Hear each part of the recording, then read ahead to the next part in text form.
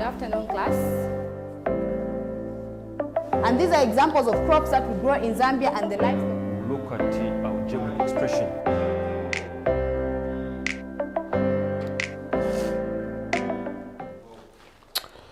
Good afternoon, learners. Today, during this session, physics session, you're with me, Mr. Banda Ray Dales. And to start with, last time, of course, it's a continuation. Last time we did look at gas pressure.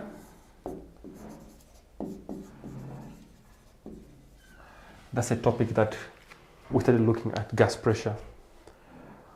We'll continue with this same topic, gas pressure, and we did look at Boyle's law. We defined we stated what Boyle's law is all about. We also went further to use a formula that the Boyle's law formula, okay, whereby you are given a question, you are told to find questions related to pressure and volume, which is the relationship between pressure and volume. We also looked at the relationship that is between pressure and volume. This is what we did look at, okay? That was under Boyle's law, okay? Boyle's law was under the relationship between pressure and the volume. We did conclude, after trying to state what Boyle's law is all about and try to work out some certain calculations, we did conclude to saying when volume increases, then you expect the pressure to decrease.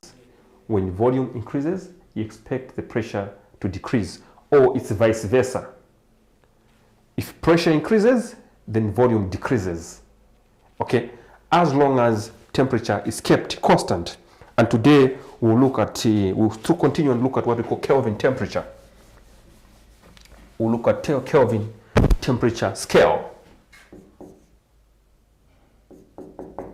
We'll look at Kelvin. Look at Kelvin temperature scale. You know very sure that the SI unit for temperature, it's Kelvin. SI unit for temperature.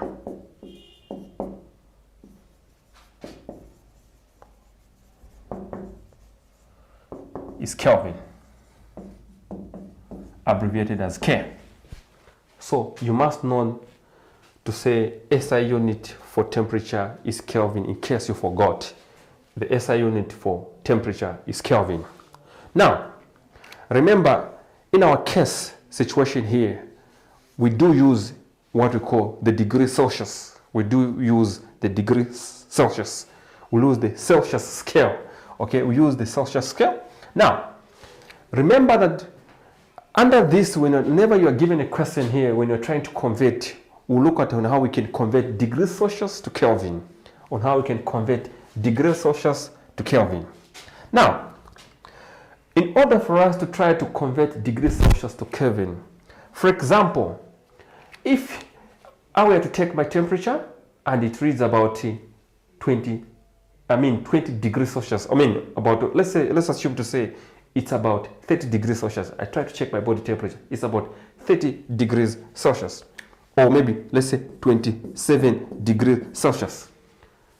We take temperature of any other object and it gives us about 27 degrees Celsius. Now, in order for us to convert this 27 degrees Celsius to Kelvin, we'll add plus 273.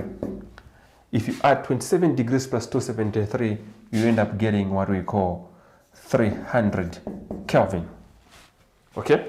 So 27 degrees plus, so meaning, what does it mean? Meaning this 27 degrees Celsius, okay, in Celsius is just equal as 300 Kelvin. These two are just equal. In Celsius is 27 degrees Celsius. In Kelvin is 300 Kelvin. So these are just equal. Okay, so this is how we will be able to do it. If you're trying to convert, meaning if you're trying to find this is 300 Kelvin. We would like to convert it back to degrees Celsius, meaning you have to subtract by 27 degrees Celsius. Hope you are following this. Now,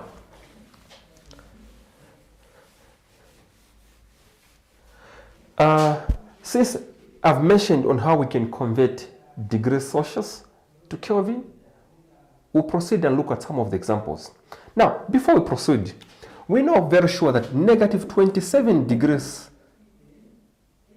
negative 273 degrees Celsius is called the absolute 0 Kelvin. So, meaning when the temperature is at negative 273 degrees Celsius here, then it's just equal as absolute 0 Kelvin here. Okay? Now, let's try to proceed and look at some of the examples under Kelvin temperature scale. Let's look at some of the examples that I have for you. Let's have an example. And my first question here is to say,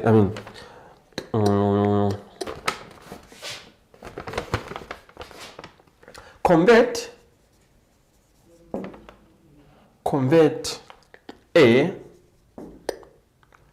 0 degrees Celsius and 100 degrees Celsius.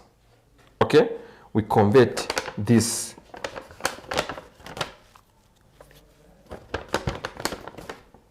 into Kelvin.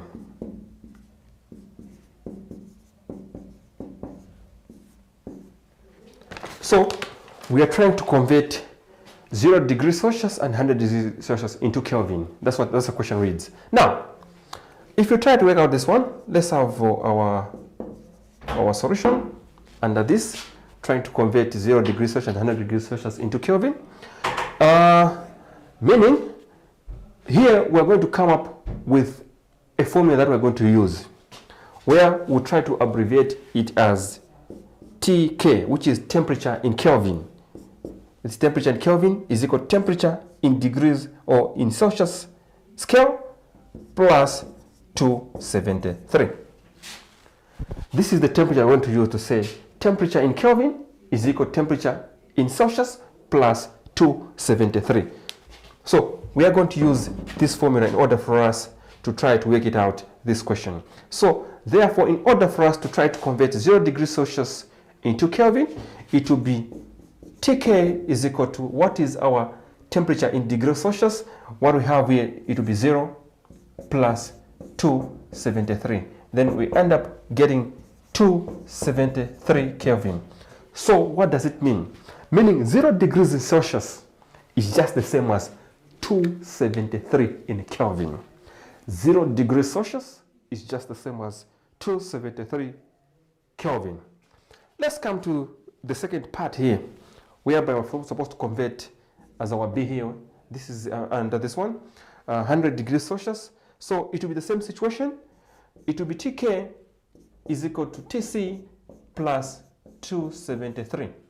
So we try to substitute, meaning we put degrees, 100 degrees Celsius plus 273, which we end up getting, if you try to add 100 degrees Celsius plus 273, we end up getting 373 Kelvin. So, hope learners, you're following.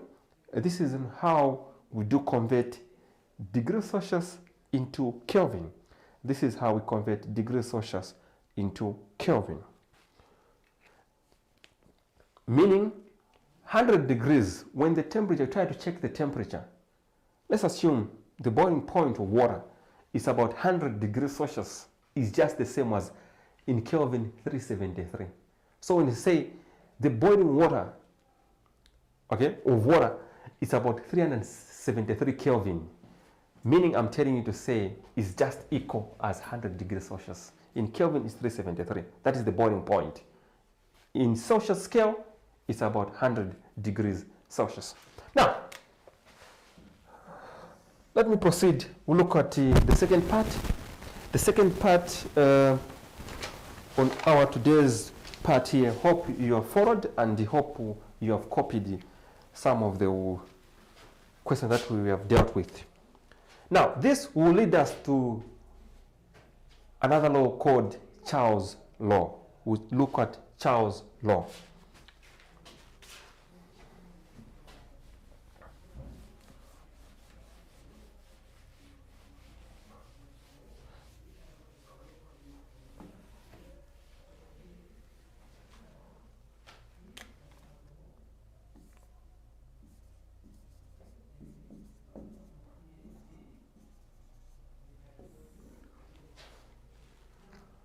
Hope you have picked the concept on how we convert Kelvin,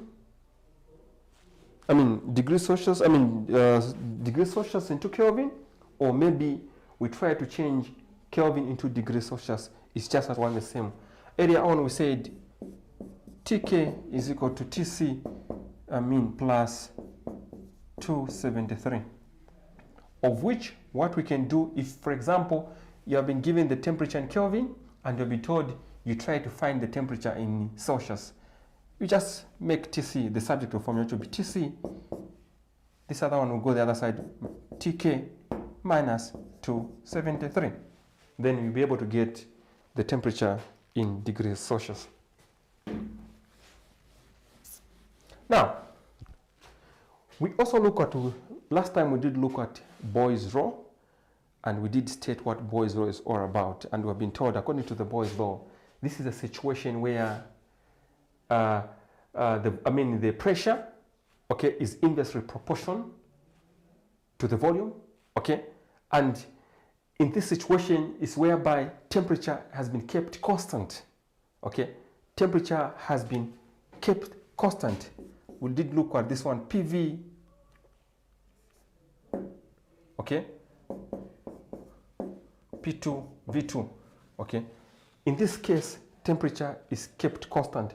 But let's try to look and we state what Charles' law states. So Charles' law states, hope you're writing, Charles' law states that Charles' law states that the volume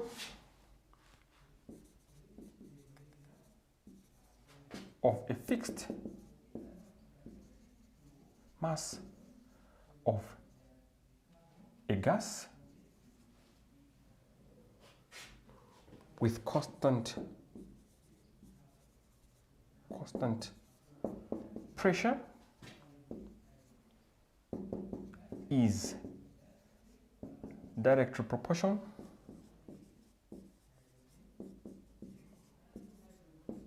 to Kelvin.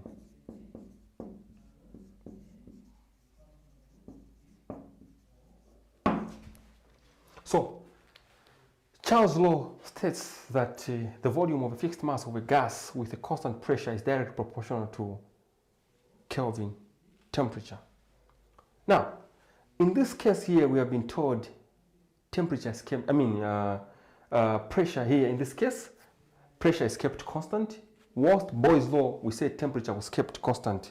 And this will lead us to this formula that we have here to say V over T is equal to constant, which will say V1 over T1 is equal to V2 over T2.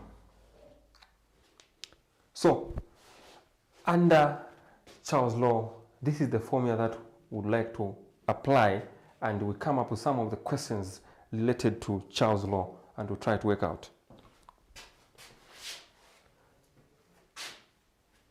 So, let's hope you have copied. Let's try to look at the first example, or the example that I have under Charles' law. And the question reads, under Charles' law, we do have a first question here to say, the sun the sun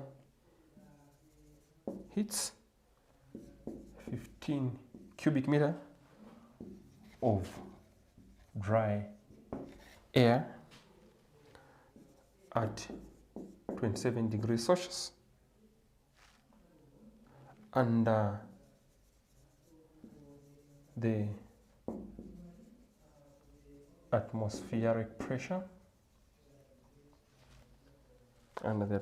pressure, calculate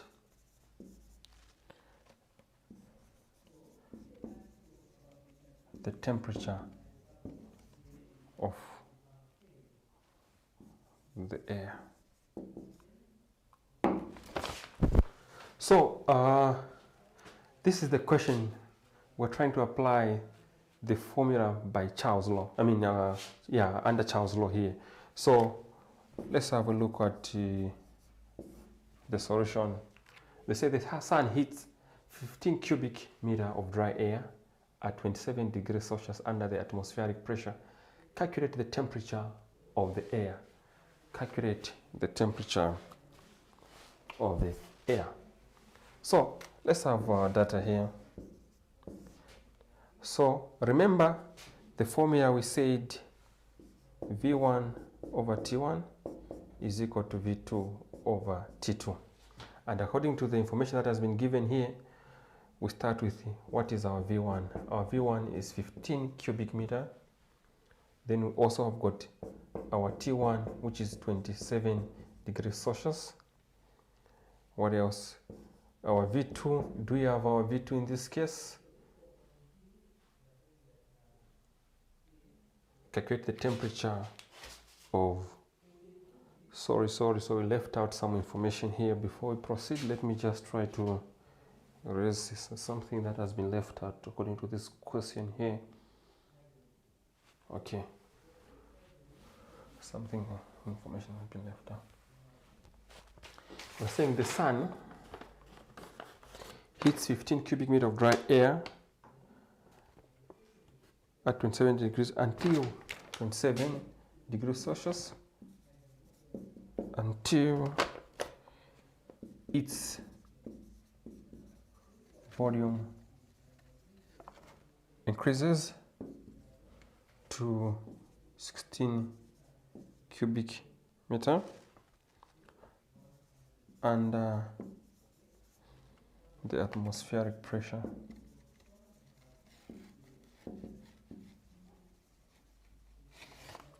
Under the atmospheric pressure, calculate the temperature of the air.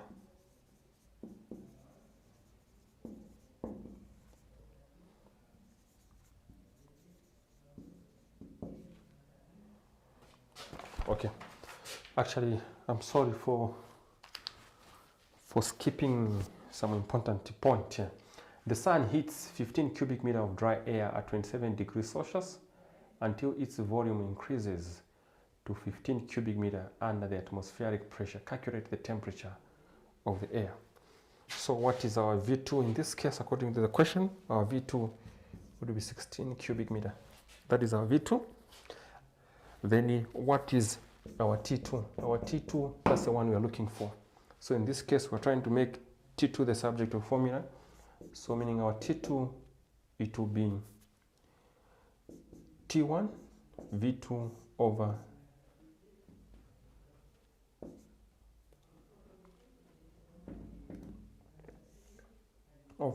V1. So you try to make the subject of the formula T2, make T2 the subject of the formula. So when you try to work it out, this is what we have. Then we'll try to substitute. What is our T1? Our T1 is 27 degrees Celsius. Please, can you take note? Whenever you are dealing with the questions under gas or gas pressure here, that's why you learn about converting degrees into Kelvin or Kelvin back into degrees Celsius. Please, don't just substitute the way it is 27 degrees. I want to emphasize this point because most of the students do make mistakes when it comes to this. Make sure that you convert this 27 degrees Celsius into Kelvin. So meaning plus 273. So plus 273, you end up getting about 300 Kelvin. So this is the one that we're going to substitute here. T1 to be 300 Kelvin. What is our V2? Our V2 in this case, it's 16 divided by what is our V1? Our V1 is 15. So if you try to punch on your calculator 300 multiplied by 16 divided by 15, you end up getting about 320 Kelvin. So meaning our T2 is 320 Kelvin. Then what do we do in order to get this in degrees Celsius? Meaning we can say 320 minus 273. If you try to subtract this one, we end up getting 47 degrees Celsius. We end up getting 47 degrees Celsius here. Hope you are followed. So the first thing, you write the correct formula here, then substitute. You make T2, you come up with the data, you list down the information that has been given in this question. Then from there, you try to proceed and substitute. But can you take note? I want to emphasize about this part here. Please make sure that this degree Celsius is converted into Kelvin when trying to substitute in this formula.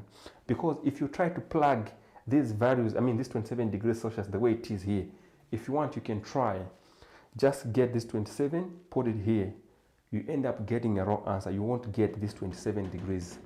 It won't be possible. You will not get about 27 degrees Celsius. So there's need for you every time to change the degree Celsius into Kelvin. Let's try to move a step further and try to look at the last part for today. We'll try to look at the situation where we combine both Boyle's law and Charles' law. Boyle's law and Charles' law. Hope you have copied. Let me just try to use this same part here.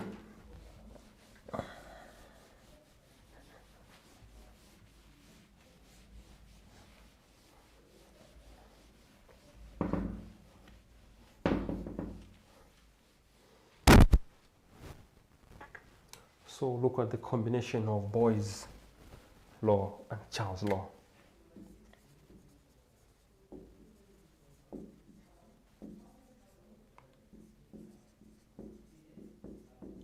Boyle's law and Charles' law.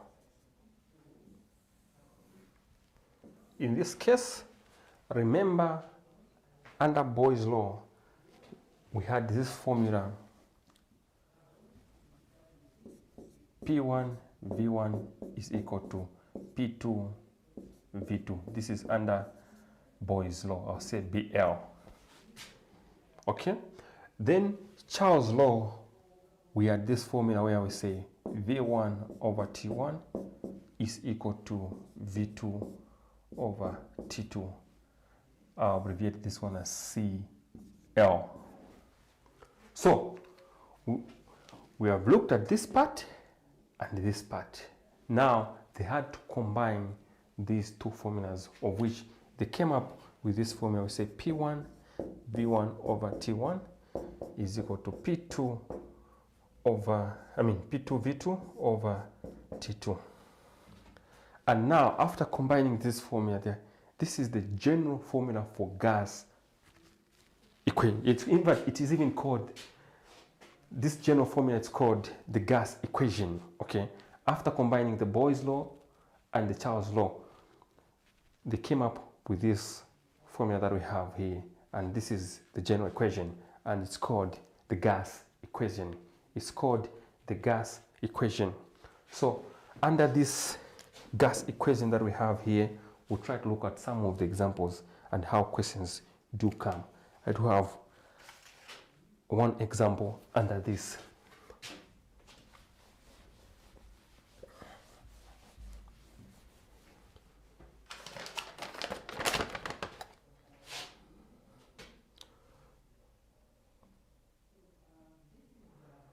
So look at the example. We say 15 cubic meter of gas is at a pressure of 70 Newton per square meter, and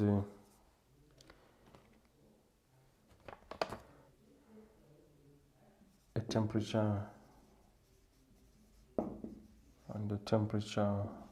of 7 degrees Celsius.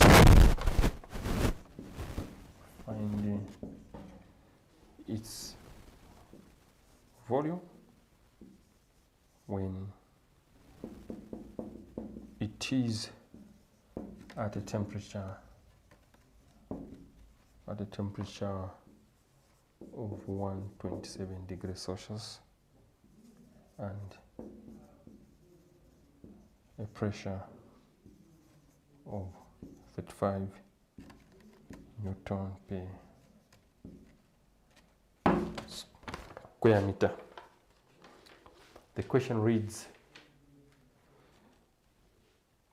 15 cubic meter of gas is at a pressure of 70 Newton per square meter and a temperature of 27 degrees Celsius.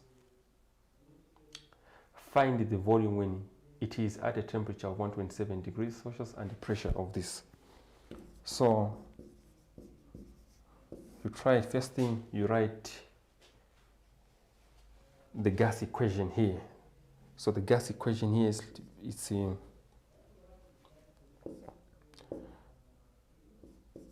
P1 over T1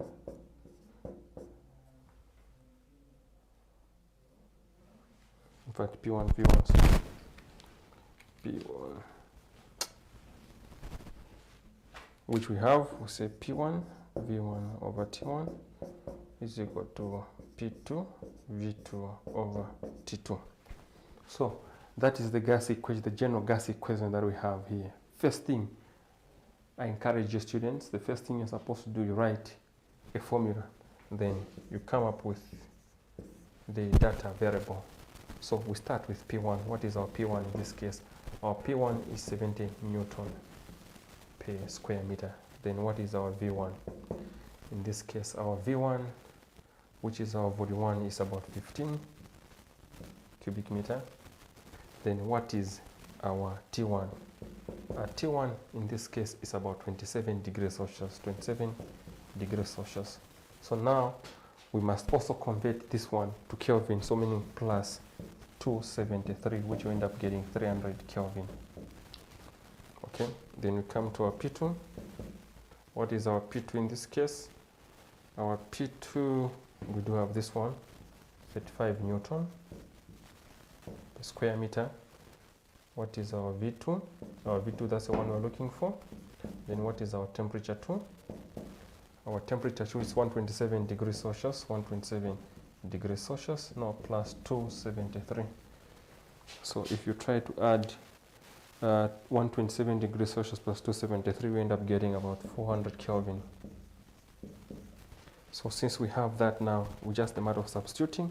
So what are we looking for here? We're looking for our V2. So we try to make V2 the subject for. If you try to work it out, it will be V2 is equal to P1 V1 T2 divided we try to divide by T1 V2.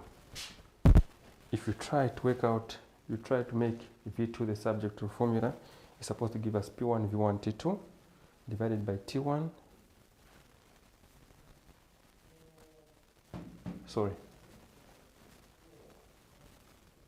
P2. Okay, make the subject to be like this. Then it's just a matter of substituting. What are we supposed to have here? We do have 70. What is our V1 15? What else? What is our T2? Our T2 400, then divided by our T1. Our T1 is 300. 300 multiplied by P2, we get 70. So if you try to work out there, you punch on a calculator 70 multiplied by 15 multiplied by 400, then divided by 300 multiplied by 70, we end up getting about 40 cubic meter. That is our V2. That is our V2. So please, it's just the same procedure. It's possible at times you can be asked to find P1. You've been given V1, T1, P2, V2, T2, and told to find P1. So you make P1 the subject formula, of which I believe that you learned this in grade 9 on how to make the subject of the formula. So this should not be a difficult thing or a challenge to you as a grade 11. Now, before I leave, I do have a task for you. Try to work out these questions that I have for you. In case you do have any question concerning this question, please, you can get in touch with me. It's 0976499401. Then we'll be able to give you and able to guide you. So let's look at the task that I have for you. Question 1 is saying convert the following temperatures. Convert the following temperatures. I've got A, 47 degrees Celsius, B, negative 13 degrees Celsius, and we try to convert this one, meaning from, we know in this case we're trying to convert, so meaning we convert 47 degrees Celsius, and then so meaning we have to convert this into Kelvin. You know what I'm talking about. Then C, 423 Kelvin, D, 272. Then question 2, 1.5 cubic meter, 4 cubic meter of a certain gas at 27 degrees Celsius. Calculate its volume when the temperature is raised to 127 degrees Celsius under atmospheric pressure.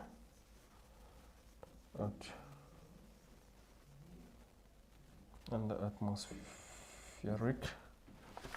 Please, hope you have copied this part. Let me just try to use this part now. Under atmospheric pressure. Under the atmospheric pressure. Atmospheric pressure. Hope you've copied. Last question that I have.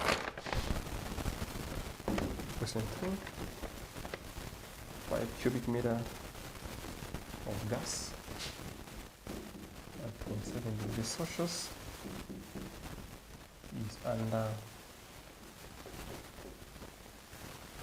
the pressure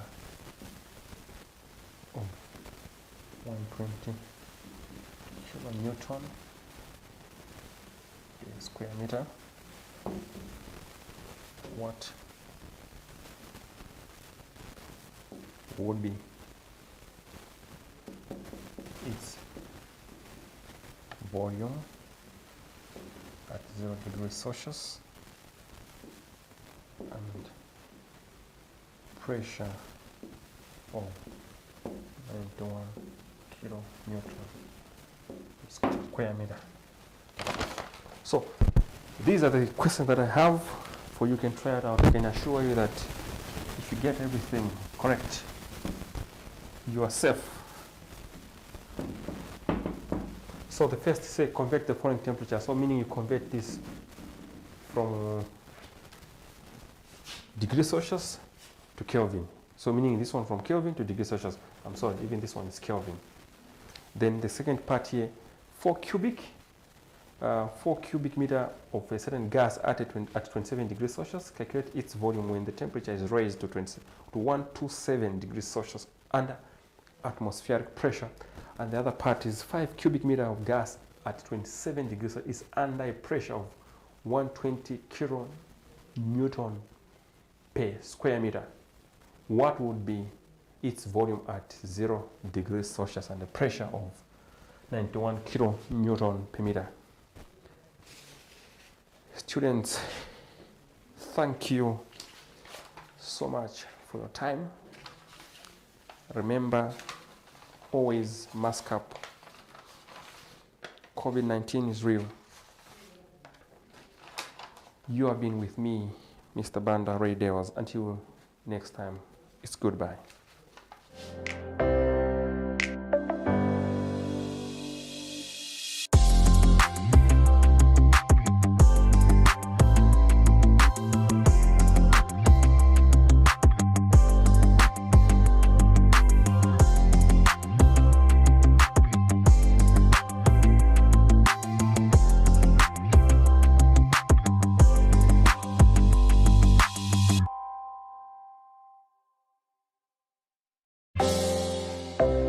Good afternoon, class. And these are examples of crops that we grow in Zambia and the livestock. Look at our geographic expression.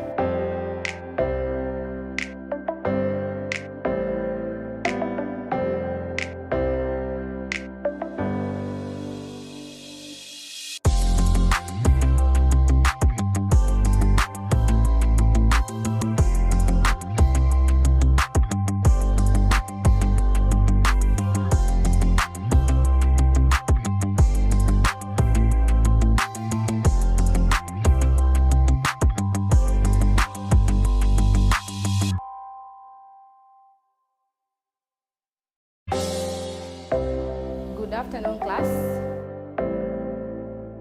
And these are examples of crops that we grow in Zambia and the livestock. Look at our geographic expression.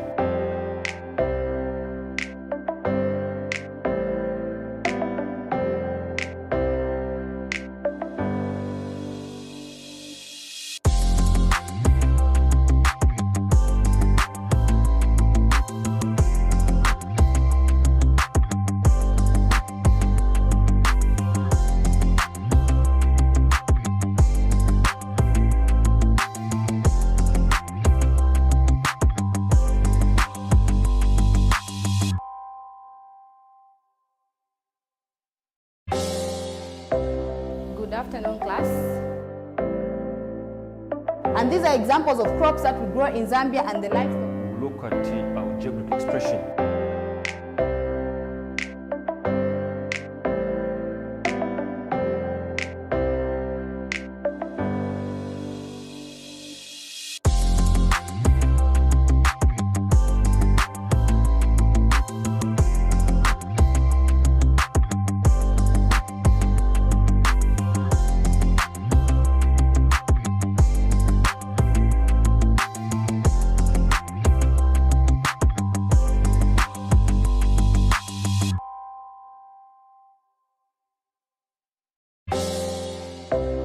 Good afternoon, class. And these are examples of crops that we grow in Zambia and the livestock. Look at our geographic expression.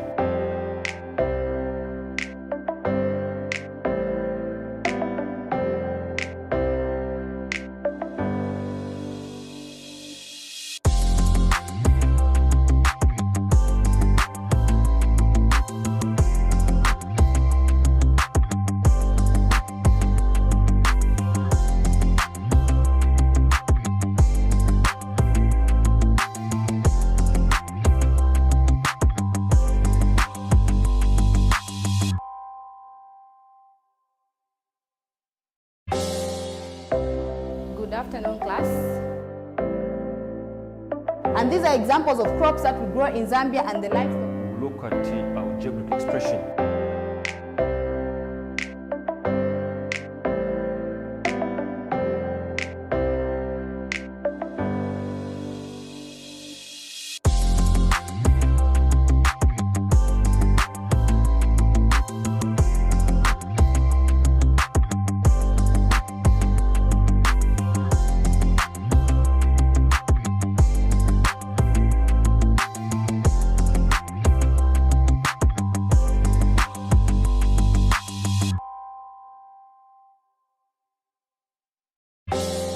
Good afternoon, class.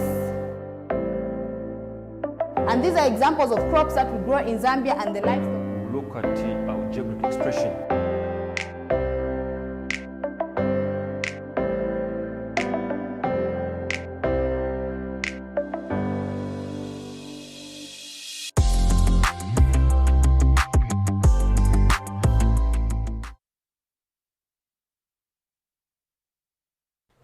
Good afternoon, class. My name is Miss Mangilashi and I'll be taking you in Commerce Grade 11. So today the topic we're going to look at is Credit Sales Agreement and Hire Purchase. Credit Sales Agreement and Hire Purchase is a topic that you get to cover when you're in Grade 11 Commerce. So somebody would ask, why are we learning this? Why are we learning only on Credit Sale Agreement and Hire Purchase? So what you should know, class, is that there are several methods of buying goods on credit, but the most important ones are Credit Sale Agreement and Hire Purchase. So today we're just going to look at one, which is Credit Sale Agreement, the first one. So the first one is Credit Sale Agreement.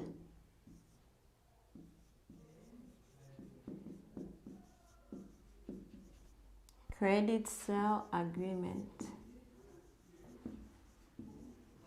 Then Credit Sale Agreement can also be called deferred payment.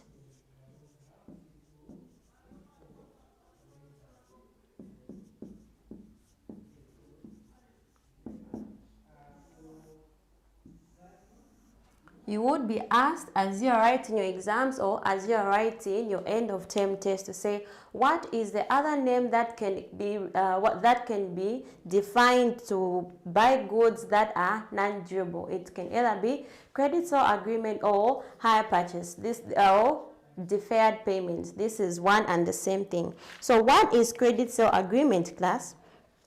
Credit Sale Agreement is the buying of non-durable goods such as clothes, fresh flowers, and food. So when these goods are bought, the possession and ownership of these goods that are bought is taken by the first payment. What are we saying? Here's a person that has gone to buy goods which are non-durable, like fresh vegetables. You buy clothes or you buy fresh flowers. The moment you make a first payment, for instance, you're supposed to pay a 20 kwacha, but you instead pay a 5 kwacha. The moment you pay that 5 kwacha, you take possession and ownership of those non-durable goods that you have bought. So Credit Sale Agreement or deferred payment, this is the buying of non-durable goods such as clothes, fresh flowers, etc. on credit, by which the buyer becomes the legal owner immediately the first payment is made on the goods. So let us write the definition, class. So Credit Sale Agreement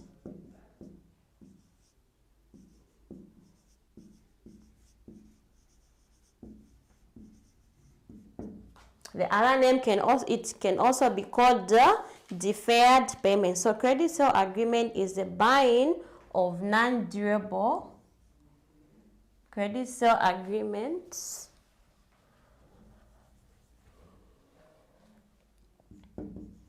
is the buying of non-durable goods. And examples of these goods can be clothes, fresh flowers, or food. So non-durable goods such as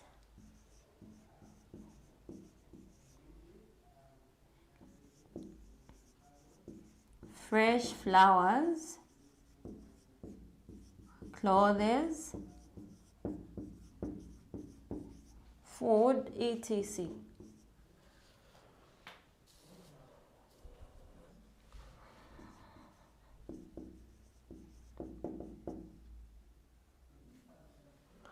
On credit, by which the buyer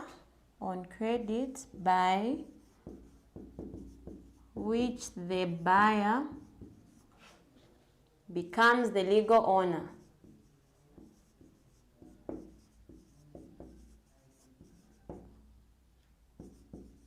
legal owner, immediate first payment is made. First payment is made. Then let us move on to the main features of this credit sale agreement. So we can write features. So I know, class, when you look at the features of a certain topic in commerce, you know that next we're going to look at the advantages and the disadvantages of each. So the first feature on the credit sale agreement is that the buyer takes possession and ownership of the goods immediately the first payment is made. So this first feature, it is even there on the definition. The definition is saying credit sale agreement is the buying of non-durable goods such as fresh flowers, clothes, food, etc. on credit, by which the buyer becomes the legal owner immediate first payment is made. So the first feature is saying that the buyer takes possession and ownership of the goods immediately the first payment is made. So, which is the first one? We're saying the buyer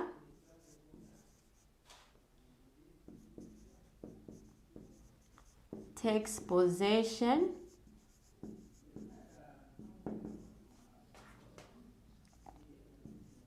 and ownership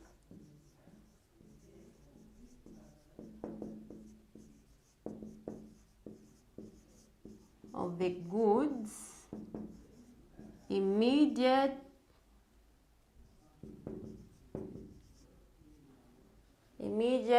the first payment is made.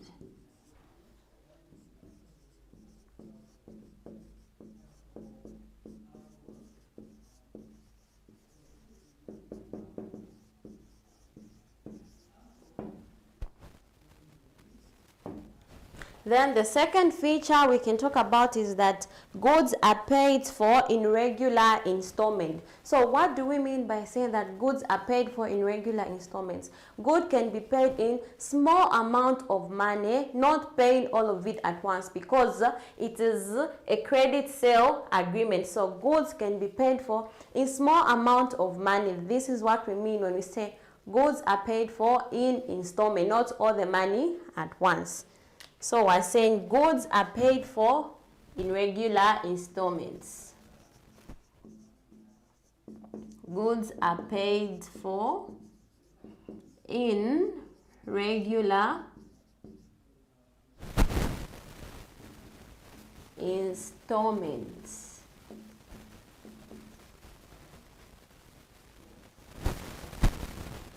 Regular installment, meaning if at all you agree that every week on what you get, which is making a total cost of 100 kwacha, you are supposed to be paying a 10 kwacha every day or every week. You are supposed to make sure that you pay that amount of money because it is an agreement. Moreover, when we say that it is an agreement whereby it is legal, there was a time where you signed something down, so you cannot default from it because there will be further charges that will be taken down. Then the third one was saying that goods cannot be repossessed by the buyer. So when the buyer, when the customer buys these certain goods, which are the clothes, the food, and the fresh flowers, the buyer cannot take them back. That is what we're meaning when we say repossessing the goods. Since the buyer cannot take the goods back, what is the alternative for him? So the alternative here is that the buyer, however, can be sued. The customer can be sued.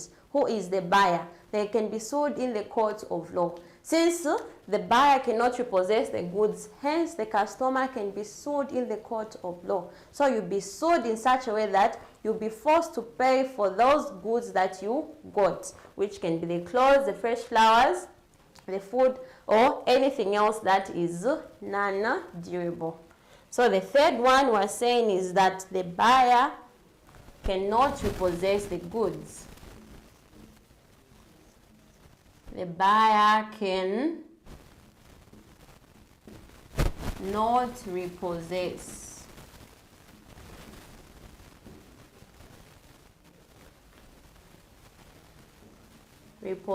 the goods. We're moving on to the fourth characteristic or the fourth feature. So the fourth feature is saying it is a suitable method of buying non-durable goods because their value depreciates quickly. So on this point, what we're simply saying is that credit sale agreement is usually used on non-durable goods. Why? These are called non-durable goods because their value depreciates fast. They easily weigh out. Food, fresh vegetables can be bought today, but the moment you check them on the vegetable, you will not find them exactly the way they were yesterday. So the value of these goods depreciate fast. That's why they use credit sale agreement instead of hire purchase, because they're buying on credit. So it is a suitable method for buying non-durable goods. Why? Because their value depreciates quickly. Hope you're taking down the notes. So the fourth one is saying it is a suitable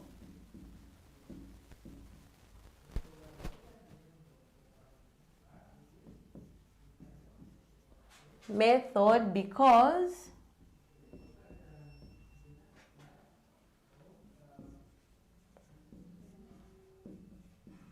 the value of the goods depreciate. So in brackets, for those that might forget the meaning, I'll write lose value. Depreciate or lose value. Because the goods depreciate quickly. So we're moving on to the fifth feature. So the fifth feature is saying that the buyer may cancel the agreement within the cooling off period. The buyer may cancel the agreement within the cooling off period. The buyer may cancel the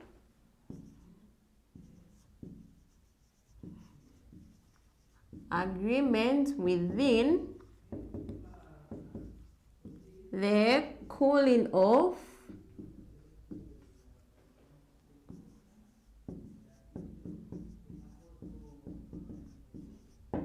off period.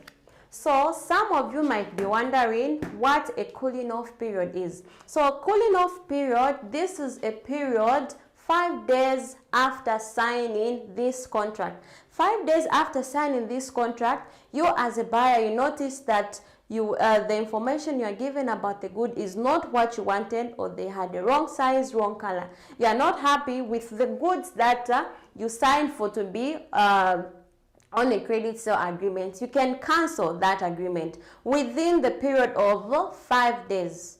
You can cancel the agreement. So let me just underline it, because there are times you'd be asked what a cooling off period. So for that reason, I'm going to write the definition. So a cooling off period is a period of 5 days from the date of signing the credit sale agreement or the hire purchase agreement. Let us write the definition. Cooling. So cooling off period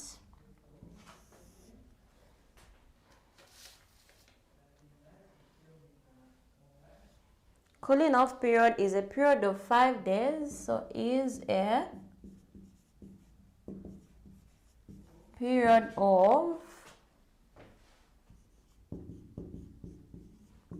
5 days from the date of signing the credit sale agreement or hire purchase.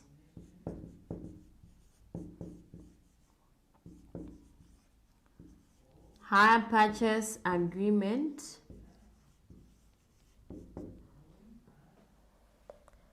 is a period of 5 days from the date of signing the credit sale agreement or hire purchase agreement, which it can be cancelled. It can be cancelled. So this is the reason why a person will be signing a cooling off, a person will be cancelling the cooling off period because it was having some faults, etc., etc. So now that we have looked at the features of this credit sale agreement, let's move on to the advantages of the credit sale agreement to whom? The trader or the retailer. So a retailer, this is the person who owns the shop or the one who handles this same credit sale agreement. So for instance, you have a shop and then you give credit to your customers. You'll be called a trader or a retailer. So we're moving on to the advantages. Advantages of, or let's just say advantages to the retailer.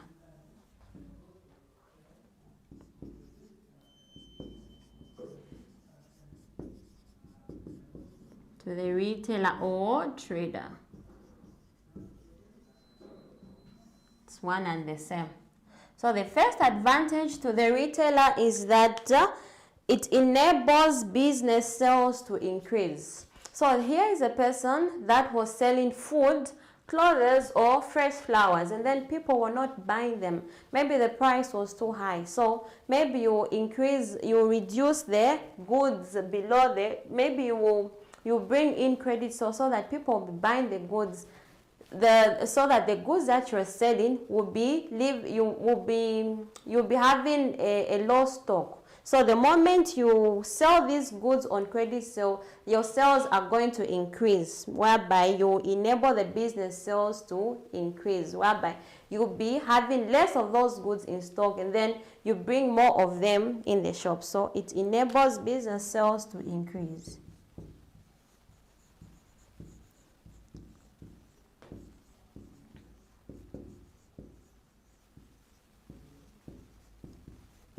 Business sales to increase.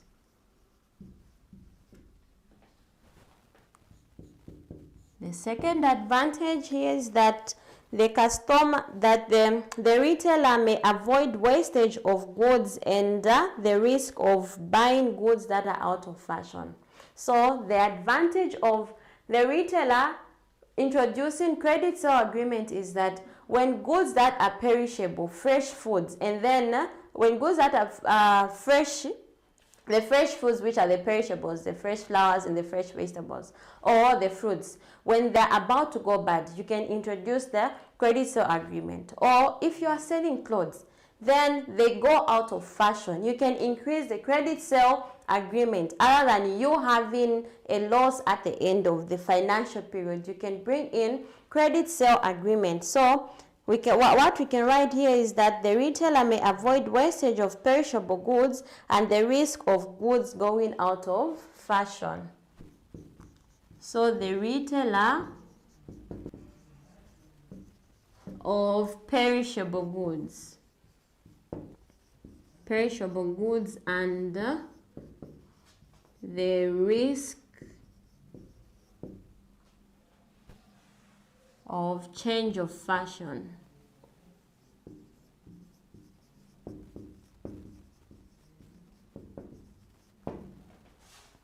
We're moving on to the third advantage. The third advantage of this credit sale agreement to the retailer is that it enables the retailer to have personal contacts with customers for future deals. So when a retailer is offering credit sale agreement and some signing has taken place, there will be a particular where they're supposed to write down their phone numbers. So in case of any future deals, the retailer can contact their buyers to say, we're having new stock, or there is this and this that is going to take place in the shop or in that type of a particular business. So it enables the retailer to have personal contacts. It enables the retailer to have personal contacts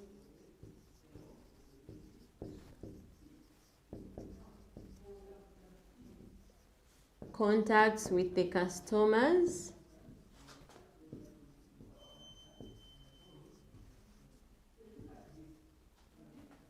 and in case of future deals.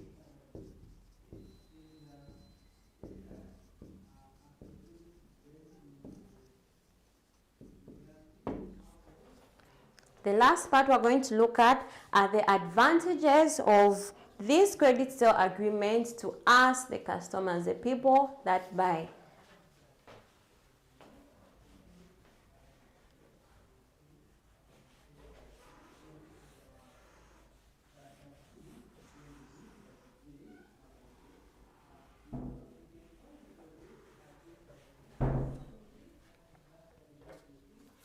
So we're going to write advantages. Advantages to the customer.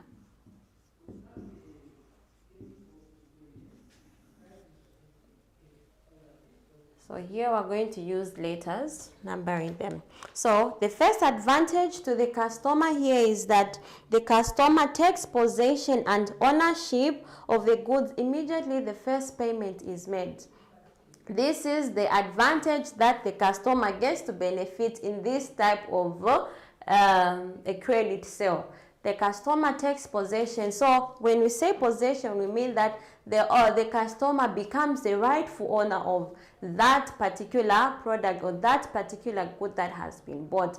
The customer becomes the legal owner such that they cannot be arrested or found in they cannot be arrested or any fault found in them, because they become the rightful owner of the product immediately the first payment is made.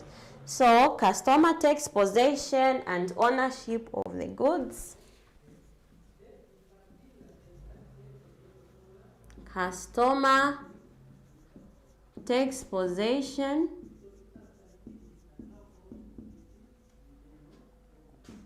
and ownership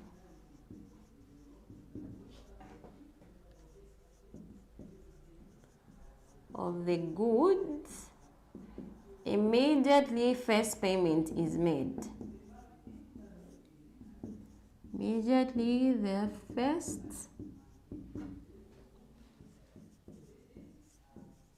payment is made.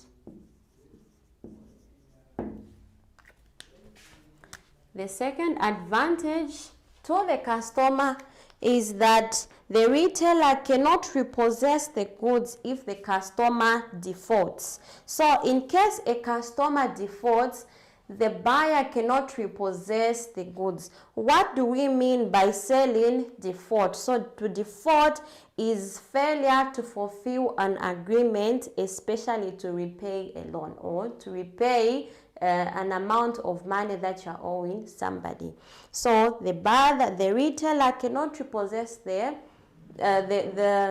goods. So since this is an advantage to you, it becomes a disadvantage to the customer. So do not default in case you get certain goods, because you know it is an advantage to you, because the retailer cannot repossess the goods, though it is an advantage. The fact is that it is an advantage to the customer. So the retailer cannot repossess the goods.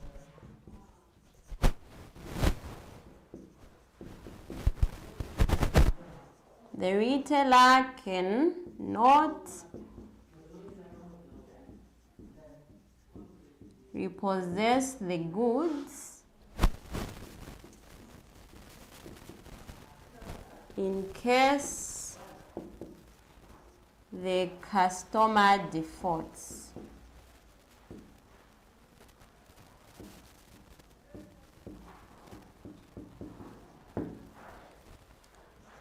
We're moving on to the third, which is C. So the third advantage of you, the customer, as the customers that buy goods from other people, is that the customer enjoys the use of goods while still paying for them. So here is a person that gets something on credit. The moment they pay just that first amount, which is supposed to be paid in installments regularly, they become the owners. We said here that the customer takes possession and ownership of the goods. So since you've become the owner, you will enjoy using it because you will pay for it, because you know that there are some other charges in case you default. So the customer enjoys the use of goods while they're still paying for them. So the customer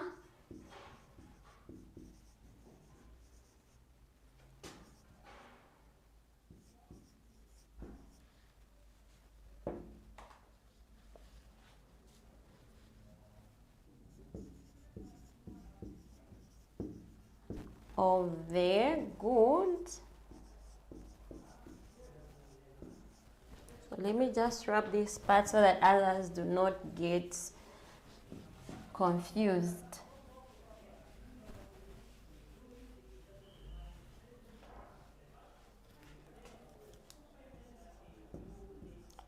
Whilst still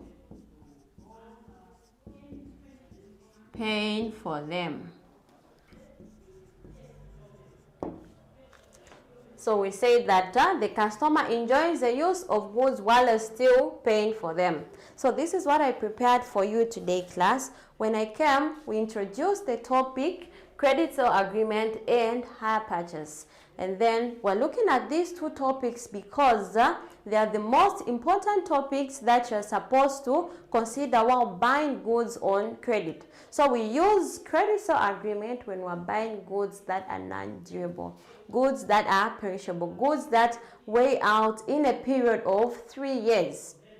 Others weigh out within a period of 3 days or 2 days, like food and fresh flowers. Then hire purchase is used when you're buying goods that are durable. We have not looked at that. I'm just giving you a glimpse so that you understand. Then we went on to look at credit sale agreement. We looked at the features. We also went on to look at the advantages of credit sale agreement to the retailer, and also the advantages of credit sale agreements to the customer. I have been your teacher. Thank you for joining me in Commerce Grade 11. Thank you.